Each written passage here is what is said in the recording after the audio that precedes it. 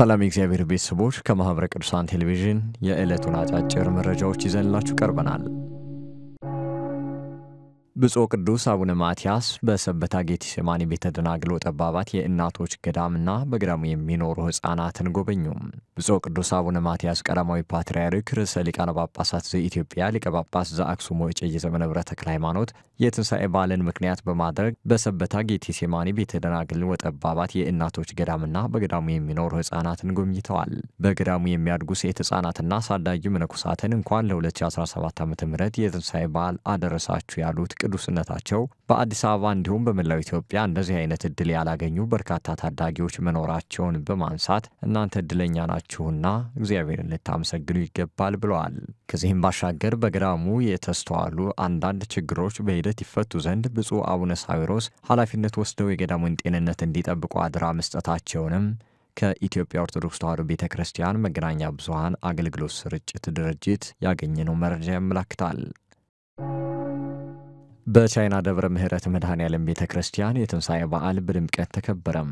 የ2017 ዓ.ም የትንሣኤ በዓል በቻይና በሚኖሩ ኢትዮጵያውያን ካህናትና ዲያቆናት ሙሉ ልዑካን ቀዳሽነት እንዲሁም ከ100 በላይ ምዕመናን በተሳተፉበት በቻይና ደብረ ምሕረት መድኃኔዓለም ቤተ ክርስቲያን በድምቀት መከበሩ ተገልጿል።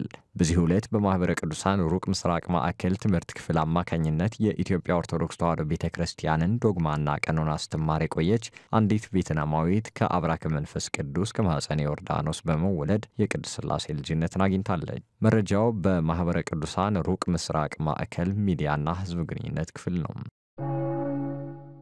ለ1734 ተፈናቃዮች የማዕድ ማጋራት መርሃ ግብር ተከናወነ። በማኅበረ ቅዱሳን የወልዲያ ማዕከል በወልዲያ ከተማ ውስጥ ከሚገኙ ከተለያዩ የሀገሪቱ ክፍሎች ለተውጣጡ 1734 ተፈናቃዮች የማዕድ ማጋራት መርሃ ግብር ማከናወኑን የመርሃ ግብሩ አስተባባሪ ዶክተር ማስረሻ መንበሩ ገልጸዋል። በዓሉን በብቸኝነት ስሜት አዝነው እንዳይውሉ አልሞ የተዘጋጀ መሆኑን የገለጹት የመርሃ ግብሩ አስተባባሪ አክለውም በቤተ ክርስቲያን፣ በመንግስት እንዲሁም በማህበረሰብ ደረጃ ትኩረት ሊሰጣቸው እንደሚገባም ገልጸዋል።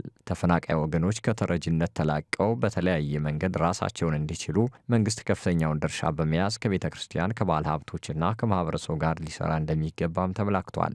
መረጃው በማኅበረ ቅዱሳን የወልዲያ ማዕከል ሚዲያ ክፍል ነው። በተያያዘ መረጃ በማኅበረ ቅዱሳን ዲላ ማዕከል በዲላ ማረሚያ ተቋም ከሚገኙ ታራሚዎች ጋር በዓለ ትንሣኤን በማስመልከት የማዕድ ማጋራት መርሃ ግብር አካሂዷል።